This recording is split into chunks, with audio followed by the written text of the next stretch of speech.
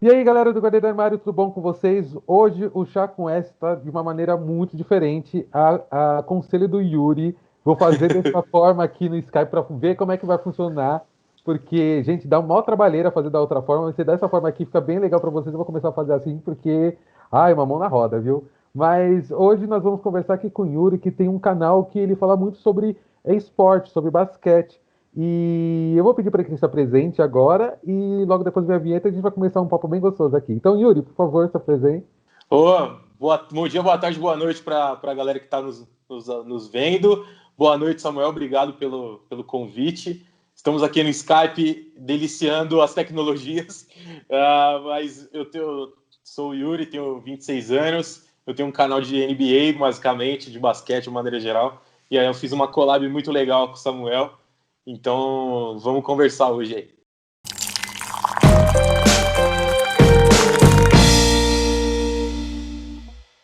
Quando a gente fura as bolhas é quando a conversa realmente flui. E eu espero muito que o vídeo que eu fiz para o seu canal tragam pessoas para cá e o vídeo que você está fazendo aqui levem pessoas para lá também, para que a gente possa trocar.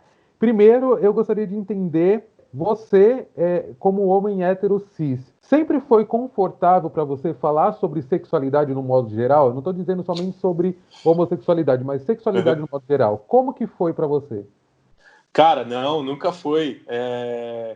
E eu acho que assim, eu vou falar uma coisa aqui que pode ajudar também os homens héteros de uma maneira geral, mas quando eu comentei no nosso vídeo e tal, e eu acho que offline também, eu vim de uma família muito patriarcal. Minha mãe é professora, meu pai trabalhava na indústria, trabalha na indústria até hoje, né? E eu sempre fui muito ligado com meu pai, e ele é nordestino e tal. Então, nordestino lá do interior mesmo do Nordeste, onde a gente sabe que, infelizmente, às vezes o preconceito é muito maior. E eu tive algumas questões da sexualidade. Por exemplo, eu cresci em Itaquera, era um bairro, hoje cresceu tal, mas era um bairro bem menor e tal, extremo leste. E lá eu era um menino mais novo da galera, assim. Então eu tinha acho que uns 9 anos, uns 9, 10 anos, e a turma que eu andava tinha 15, 16. Então era uma galera muito mais velha. E cara, eu era amigo de dois meninos e todo mundo brincava, zoava, né? Fazia bullying e tal com eles, que eles eram gays e tal. E eu não sabia muito o que era isso. E eu lembro que eu gostava de ir na casa deles para assistir RBD, cara. Rebeldes. Eu era muito fã de Rebeldes, cara. E aí eu não sabia, tipo, eu ia lá com esses dois meninos, tipo, eles ficavam os dois e eu lá. E a gente ficava assistindo, sei lá, a tarde toda vendo Rebeldes lá e eu gostava disso. E a gente via outros animes também, Dragon Ball Z, que eu era fã, enfim. Ficava assistindo desenhos lá. E aí, quando meu pai soube que eu tava indo na casa deles, ele tipo ficou muito puto, brigou comigo, falou: ah, não é pra você ir mais. E aí, depois, né, com o passar do tempo, eu fui entendendo, mas graças a Deus eu fui conseguindo explicar pro meu pai mais a questão da sexualidade. E hoje ele tem uma aceitação muito grande sobre isso, é muito bacana ver. Não sei se tipo, tem a ver de eu ter crescido nesse ambiente dos garotos mais velhos. Numa época eu queria, mano, empinar pipa, jogar Yu-Gi-Oh! E a pessoa queria já beijar a mina, assim. E eu tinha um pouco de medo, sabe, de menina, assim. Porque eu era muito criança. Então eles ficavam me forçando a beijar as meninas. E eu falava, mano, eu não quero beijar, eu quero brincar de carrinho, soltar pipa. E aí falava, ah, mano, você é gay, não sei o quê. E eu criei esse negócio na minha cabeça, tal, que eu tinha que, né, ser aquele homem viril e tal. E aí eu tive um problema com a sexualidade, assim, de tipo, de criar um vínculo mesmo com as meninas. Eu demorei até começar a sair e tal, por causa disso, eu acho. Seus amigos, que eram as pessoas com quem você gostaria de ficar, naquele Uhum. momento não entenderam que fazia todo sentido você querer brincar, você querer fazer outras Sim. coisas, porque a diferença de idade era muito grande. Você Uhum. gostava de ficar com eles, mas não estava interessado não naquele momento de ficar com as meninas. Mas isso você chegou a compartilhar em casa, você levava isso para casa, porque como você mesmo disse, seu pai é muito conservador e tal. Uhum. Com quem que você conversava? Cara, eu não conversava, eu guardei pra mim, assim, e. Puta, eu fiquei, como eu falei, eu fiquei um tempo assim. Eu comecei a me soltar mais quando eu comecei a jogar basquete na categoria de base, então comecei a sair, conhecer outro tipo de pessoas, sem aquela bolha da escola e a bolha dos amigos. Então, e eu sempre fui um cara muito nerd, assim, então, tipo, até hoje eu leio quadrinho, essas coisas, mas que na época falava que era coisa de gay e tal, enfim, tudo era coisa de gay, né? Nada que era Me fala aquele alguma padrão. coisa da infância e adolescência que É, as pessoas não falam, é coisa de gay. Tipo, até se você estiver empinando uma pipa, se a pipa tiver alguma coisa ali lá, é gay. Porque é sempre assim. então, enfim, eu comecei a, tipo, ter uma pessoa que eu conversava com isso, foi com a Camila, cara, minha esposa agora, que eu comecei a explicar e tal, e aí eu comecei a entender uma série de coisas, então eu tive, a gente, né, eu comecei a fazer tratamento por uma coisa que atinge boa parte dos homens, que é, tipo, ejaculação precoce, né, Uhum. e eu tinha, e ela chegou para mim e falou, meu, tá estranho isso aqui, e como eu tinha uma liberdade com ela, eu falei, Sim. puta, tá mesmo e tal, vamos atrás. E aí eu comecei a fazer tratamento, descobri que eu tinha mesmo um problema. Então é uma coisa que, porra, quando você tem uma liberdade com a pessoa, você começa a falar, né? É nessa cumplicidade que existe no casal, e isso independente de ser um casal LGBT ou um casal hétero, que é você se sentir confortável para você poder falar sobre assuntos que geralmente você não se sentiria confortável de falar com outras pessoas, mesmo se você já tiver tido uma outra relação.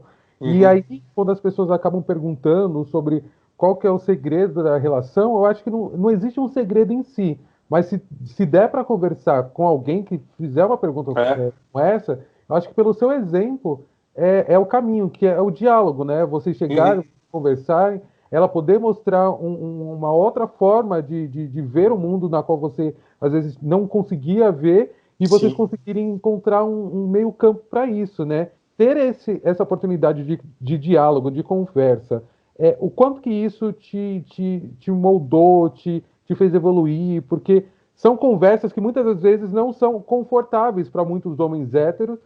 mas que é preciso ter, né? Porque você acaba vendo vários privilégios, vários Uhum. machismos, essas coisas. Como é que foi começar essa conversa? Foi fácil para você? Eu já sabia que ela era uma mulher incrível, mas aí quando você vai, né, tendo uma relação com a pessoa, você fala, puta, que mulher foda que eu tenho, que mulher incrível e tal. E no começo foi difícil, meu. Eu tinha, cara, eu tinha umas crises de pânico, assim, no meio do sexo, de tipo, eu começava a pensar isso e falava, puta, ela não gosta, não sei o quê.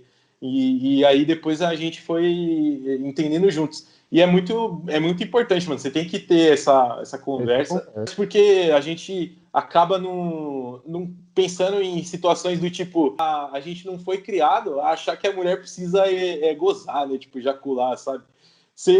Eu vim descobrindo isso agora. Você fala, mano, o quão babaca eu já fui, tá ligado? Nós, homens gays, na maioria das vezes, não que isso seja uma regra, nós temos uma Uhum. liberdade muito grande de conversar com algumas amigas nossas que vão nos contar ou falar sobre situações da vida íntima delas que muitas das vezes nos preocupam, porque a gente Pô, demais. volta a pensar como que esse cara não está percebendo que aqui tem uma vida e essa vida também tem que gozar, essa vida aqui também tem que ser feliz nesse momento, não está Uhum. só para servir, né? E Exato. você fala um pouco sobre isso também no seu canal de vez em quando? Você consegue dar essas pinceladas? Porque é muito importante, sabe? Cara, eu tô tentando agora, assim, bicho, e assim, no meu canal, meu, é muito. Eu te falei assim, você olha o meu Analytics, é 99% homem e 1% mulher. E desses Uhum. 99, sei lá, cara, 95% é o que eu falo a bancada do BBB, né? Que é Bíblia, bala e boi, né? Tipo, Aham. então eu não. Assim, quando eu falo, tipo, mal, sei lá, do Bolsonaro, vamos dizer. Os caras, Pronto. seu petista, não sei o quê, já começa aquelas coisas. E Aham. eu venho tentando fazer isso, né, com o nosso vídeo, foi o primeiro passo, mas eu venho batendo muito no Twitter, cara. No Twitter eu sou um cara bem ativo nessa área. Teve os protestos lá do George Floyd, que Sim. provavelmente você viu. E ele era um cara que era amigo de um campeão da NBA, o Stephen Jackson, e movimentou muito a questão da NBA e dos jogadores irem para o protesto, que a liga é majoritariamente dominada por negros e tudo Uhum. mais. Então, teve um ativismo muito forte da NBA de uma maneira geral. E, cara, nosso representante maior, que é o Nenê, enquanto tava todo mundo falando de igualdade racial, igualdade sexual, enfim, o Uhum. Nenê tava falando, o vírus chinês, bom dia, capitão. E eu falei, mano, não é possível que isso tá acontecendo. E aí eu fui e aí comecei a partir desse tweet que eu falei sobre o Nenê, eu comecei a pegar mais essa tecla, mas eu queria, cara, trazer para os meus vídeos mais. E se você conseguir dar essas pinceladas, porque eu acho que, como você já tem esse público, e já sabe que esse público é majoritariamente formado por homens héteros, cis, e eles estão vendo o seu conteúdo, é porque gostam das coisas que você faz, e Sim. das coisas que você fala. E assim, é, nós aqui, na época que eu ainda estava dentro do armário, por exemplo, eu achava que só eu era LGBT, porque eu nunca tinha conversado com outras pessoas sobre questões de sexualidade. É a mesma coisa sobre situações que você passa na sua vida enquanto homem hétero. Para Uhum. entender quanto que a masculinidade tóxica também afeta os homens héteros que não têm a oportunidade de poder conversar sobre questões que fazem parte da vida de vocês, né? Tô falando da minha geração, assim. Uhum, Mas a gente não era criado para isso, como a gente comentou agora há pouco. Qualquer coisa era, como você é gay, que coisa de gay, não sei o quê. sim. E, cara, era muito estranho, porque eu até comentei antes, né? Eu era um cara muito nerd, cara. Então, assim, tipo, eu gostava muito de jogar, tipo, Yu-Gi-Oh!, não sei se você Conheço. acompanhou, mas, tipo, cara, eu gostava muito. E falava assim, mano, como assim você gosta de jogar Yu-Gi-Oh!? Que coisa de viado, não sei o quê. E era assim, cara. Então, a gente precisa conversar com os brothers mesmo. Pega aquele teu amigo lá e fala, mano, para de ser otário, vem aqui ver os negócios, entende e tal. Você tem que ajudar também. E Primeiro, eu queria te agradecer por essa oportunidade de você imagina. ter me dado essa entrevista nessa Uhum. quarentena. E todo Chá com S, eu sempre peço para a pessoa me fazer uma pergunta. Como a gente fez uma collab e eu tenho algumas perguntas lá também, eu vou Uhum. aproveitar esses minutinhos aqui para você fazer um jogo rápido comigo, me faça alguma pergunta Sim. que você ainda não fez. Como é quando, por exemplo, assim, você vai lá, conhece a garota no Tinder e no Instagram, enfim, e aí vocês marcam de ir num lugar e aí, tipo, pintou o clima, nos beijamos. Como é para um homossexual isso, que ele vai passar pela mesma situação, mas Uhum. se ele der o beijo, ele tem o risco de ser agredido. Como é que é Entendi. isso? Ó, a gente tem que ser. Opa, caiu meu tripé.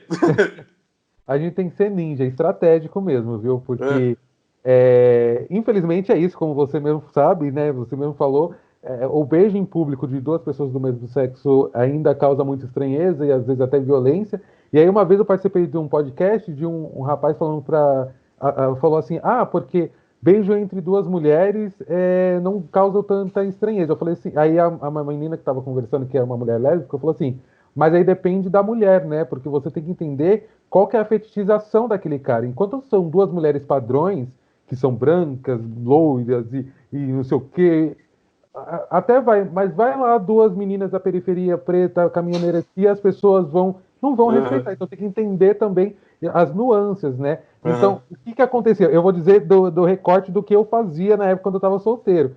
Eu já entendia que se eu fosse encontrar a pessoa pessoalmente ali, eu corria o risco de ser visto, porque na época que comecei ainda a sair do armário, que eu estava saindo com os caras, eu ainda ia para a igreja, eu ainda não era assumido, ainda tinha várias outras questões sim, que não estavam resolvidas, então eu era estratégico, ou combinava de ir num lugar específico, tipo no hotel, conversava e via se ficava o mesmo ou nem encontrava, caramba, ou sim. nem encontrava.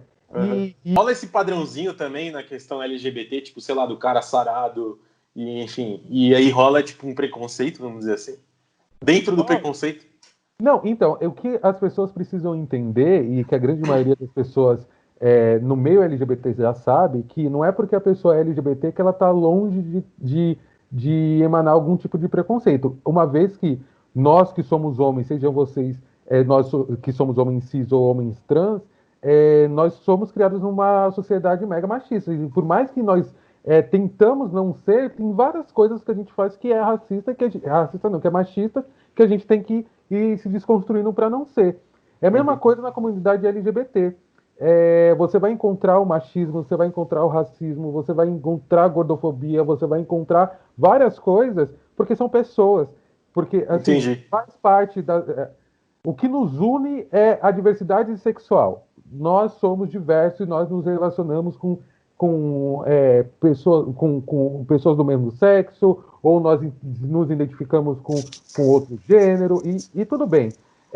Só que isso não vai moldar tanto o caráter quanto o entendimento da pessoa da vida. Então, você vai encontrar pessoas para você ter uma ideia, um amigo, que não faz nem mais parte do meu círculo de amigos, mas no começo da minha aceitação, falava para mim, Samuel, você não vai conseguir ficar com os meninos que você curte, porque você é muito exótico, você anda muito diferente, você é isso, aquilo outro. E isso, naquele momento, eu não levei como uma ofensa.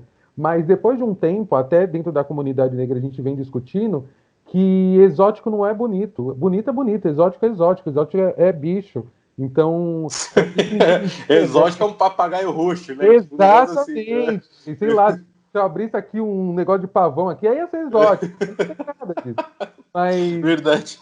é muito entender essas nuances, assim, a gente vai aprendendo. E é isso, eu acho que com o tempo as pessoas vão entendendo. Então, o que eu peço também para as pessoas heterossexuais, quando conhecer uma pessoa LGBT, não entenda que ela vai ser a melhor pessoa do mundo porque é LGBT, não. É isso. Às vezes, se a gente não fizer a nossa parte para mudar esse mundo, não adianta ficar reclamando e fazendo hashtag, porque ele não vai mudar sozinho. Não Sim, vai, não vai mudar sozinho. verdade. Fala suas redes pro pessoal te seguir. Pô, é só me achar. No YouTube você acha com Yuri Fonseca e as outras redes Yuri Fonseca 28. Se inscreva no canal, não deixe de curtir esse vídeo, de compartilhar e de ir lá também se inscrever no canal do Yuri, tá bom, gente? Ver o nosso vídeo lá. Então, beijão e até o próximo Chá com S. Tchau.